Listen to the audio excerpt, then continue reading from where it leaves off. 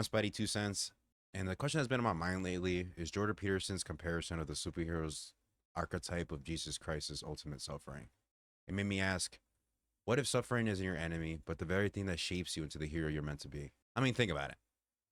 Every superhero story you've ever loved is a shadow of one story.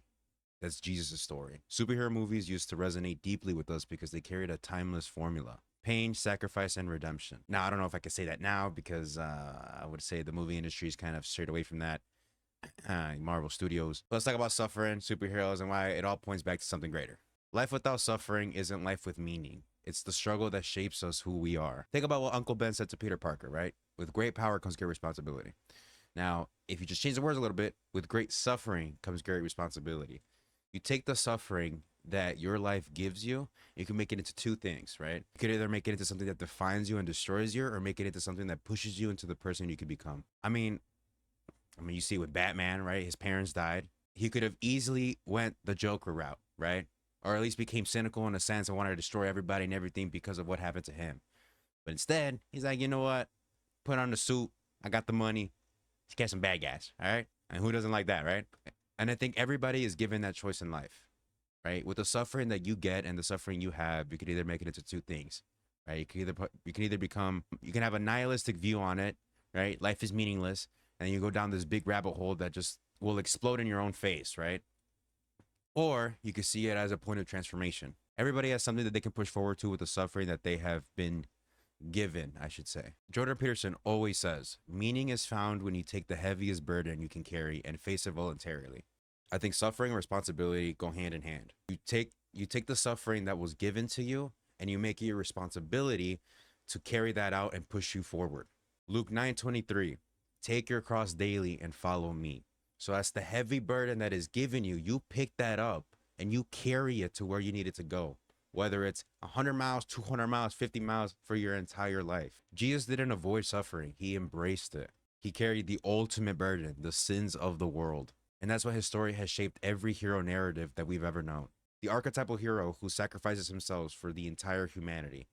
Take Iron Man in Endgame, for example.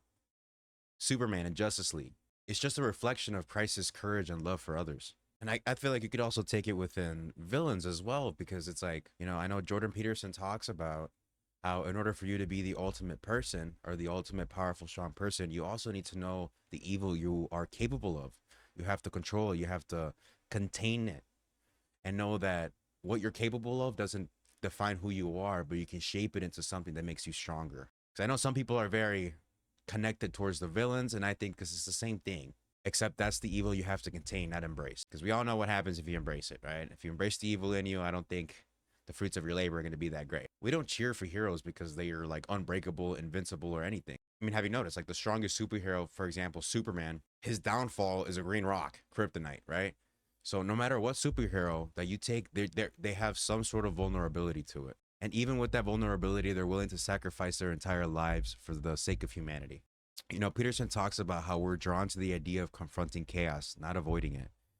We want to believe we can face suffering with purpose. That reminds me of the story of Moses when the Israelites were complaining that all the serpents were biting them and poisoning them. And he told Moses, like, hey, God, you're